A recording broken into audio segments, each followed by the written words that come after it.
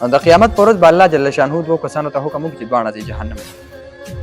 ایو به داسې په تیزۍ تیزۍ روان یو به شا شاته ګوري کوم چې ډېر په تیزۍ روان الله به د هغه نه تپوس وکړي چې ای زما بنده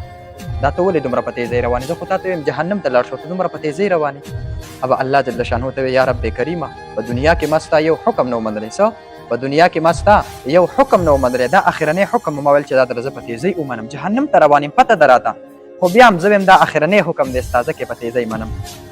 هغه بل به شا شاته ګوري هغه نه به الله جل شانه تپوس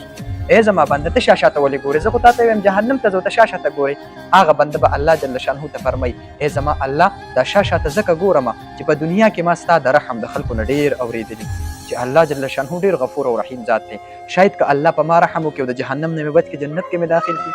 اوس د الله رحم ته ګوره زما او ستا رب څومره رحیم دی زما او ستا رب څومره مهربانه دی ما او تا سره څومره مینه کوي الله جل شانه به دواړو ته حکم وکړي چې دواړه چېرته لاړ شي جنت ته لاړ شي سبحان الله دا د الله رحم دی جي الله مو ته لبانې ګوري که چېرته مو ته په خپل عمل راړو که نه نو ګوره یو سړی په خپل عمل باندې جنت ته نه شي تللی موږ به د چا